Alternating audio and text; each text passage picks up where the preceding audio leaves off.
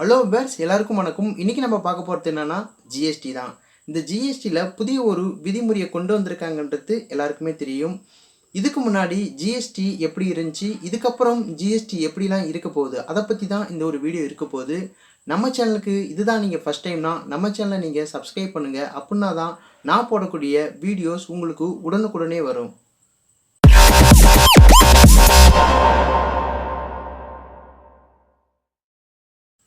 ஜிஎஸ்டியை பற்றி ஜென்ரலாக ஒரு சில விஷயத்தை நம்ம தெரிஞ்சுக்கோம். ஜிஎஸ்டின்றது 2017 தான் நடைமுறைக்கு வந்து, ஆனால் இதுக்கு முன்னாடி வாட் அப்படின்ற ஒரு வரியை வாங்கிட்டு இருந்தாங்க. அதை எடுத்துகிட்டு தான் இப்போ வந்து ஜிஎஸ்டி அப்படின்றது ஒன்று கொண்டு வந்திருக்காங்க 2017 அப்போ வந்து வரிகள் 4 விதமாக இருக்கும். 5, 12, 18, 28 அப்படின்னு சொல்லிட்டு இருக்கும். ஆனால் இப்போ வந்து 12, 18 மட்டும்தான் கொண்டு வந்திருக்காங்க.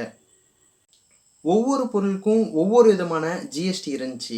ஆரம்பத்தில் எப்படி ஜிஎஸ்டி சதவீதம் இருந்துச்சு, இப்போ எப்படி இருக்குது, அதை பற்றி தான் பார்க்க போகிறோம்.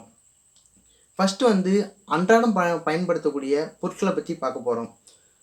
கூந்தல் எண்ணெய், ஷாம்பு, சோப்பு, டூத்பேஸ்ட்டு இது வந்து ஆரம்பத்தில் 18% இருந்துச்சு. இப்போ வந்து வெறும் 5% குறைச்சிட்டாங்க. அடுத்து வந்து பாக்கெட் மிக்சர் ஆரம்பத்தில் 12% இருந்துச்சு. இப்போ 5% குறைச்சிருக்காங்க. வெண்ணெய், நெய், பால் மற்றும் பொருட்கள் இதுக்கு வந்து 12% இருந்துச்சு. இப்போ 5% மாற்றிருக்காங்க. பாத்திரங்கள் அது வந்து 12 இருந்துச்சு. இப்போ வந்து 5% குறைச்சிருக்காங்க. அடுத்து வந்து குழந்தைகளுக்கான உணவு பாட்டில், நாப்கின், டயப்பர் இதெல்லாம் வந்து ஸ்டார்டிங்கில் வந்து 12% இருந்துச்சு. இப்போ வந்து 5% குறைச்சிருக்காங்க.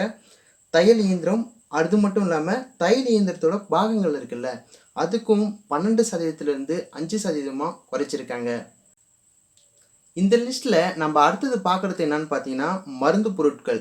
அது வந்து தனிநபர் மருத்துவம் மற்றும் ஆயுள் காப்பீடு ஸ்டார்டிங்கில் வந்து 18% இருந்துச்சு. இப்போ அதுக்கு ஜிஎஸ்டின்றது ஒன்று கிடையவே கிடையாது. உண்மையிலேயே இது நல்ல வரவேற்கத்தக்கக்கூடியது தான். அடுத்து வந்து தெர்மாமீட்ரு வந்து ஸ்டார்டிங்கில் வந்து 18% இருந்துச்சு. இப்போ 5% மாற்றிருக்காங்க. அடுத்து வந்து பார்த்தீங்கன்னா மருத்துவ ஆக்சிஜன் ஸ்டார்டிங்கில் வந்து 12% இருந்துச்சு. இப்போ 5% மாற்றிருக்காங்க.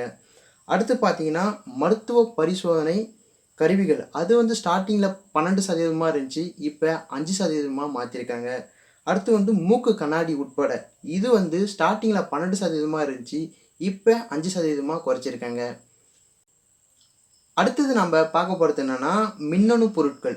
இதில் வந்து இந்த குளிர் சாதனங்கள் இருக்குல்ல, அது வந்து 28%லேருந்து 18% குறைச்சிருக்காங்க. அதுக்கப்புறம் என்னென்னா தொலைக்காட்சி பெட்டிகள், எல்இடி, எல்சிடி உட்பட்டது 32 அங்குலம் இது வந்து எவ்வளோனா 28%லேருந்து 18% குறைச்சிருக்காங்க. அடுத்தது என்னென்னா இந்த மானிட்டரு, ப்ரொஜெக்டர்கள் இதெல்லாம் வந்து 28%லேருந்து 18% குறைச்சிருக்காங்க. ஃபைனலாக இதில் என்னென்னா இந்த பாத்திரம் கழுவும் இயந்திரம் இதுக்கும் வரியை வந்து குறைச்சிருக்காங்க. எவ்வளோனா 28%லேருந்து 18% வரியை வந்து குறைச்சிருக்காங்க. இந்த லிஸ்ட்டில் நம்ம அடுத்தது பார்க்க போகிறது என்னென்னா இந்த ஆட்டோமொபைல்ஸில் இருக்கக்கூடிய பொருட்களுக்கு எந்த அளவுக்கு ஜிஎஸ்டியோட சதவீதத்தை குறைச்சிருக்கான்றதை பற்றி தான் பார்க்க போகிறோம்.